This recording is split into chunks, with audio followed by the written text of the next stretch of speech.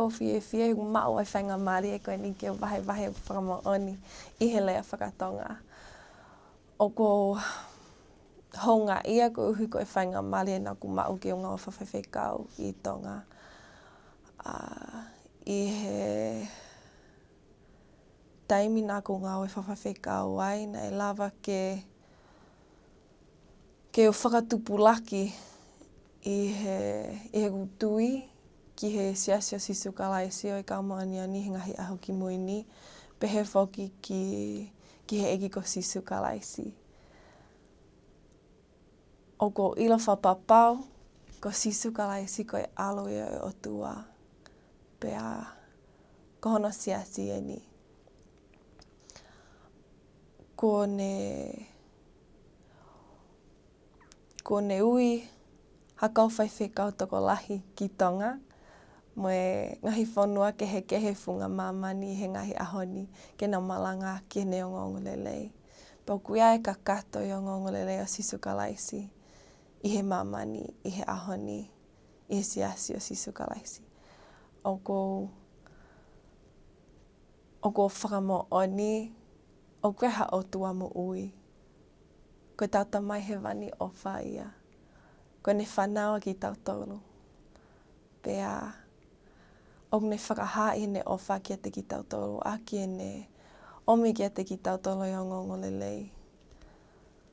O ko ilo ko toi whawhoki mai o ngongolelei ki he mamani I he aho ni. O whakawhau I ha palofita.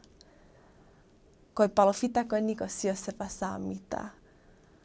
Nei lava ke toi whawhoki mai o ngongolelei koe ni o whakawhau I he palofita koe ni pehe whoki ki he tohia molomona.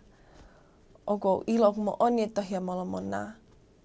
Pea koha leko ti tapu ia. Koha wholofola mo oni ia o tua.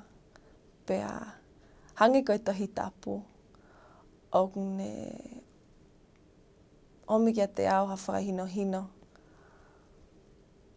I he aho kotoa pe he mo ui. O ko mau ofa lahi ke kau Tonga. Pea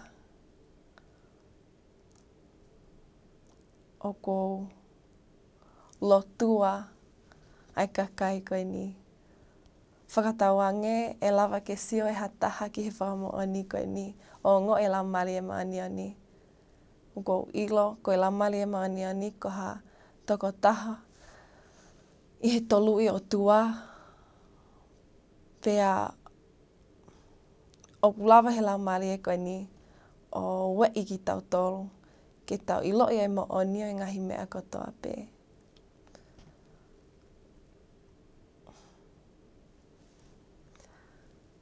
O ko ilo whapapau. O mo oni e ngahi mea kotoa pe nei lava ke o wahe. Pe o ko whai e ni I he huafa sisu kalaisi. Amen.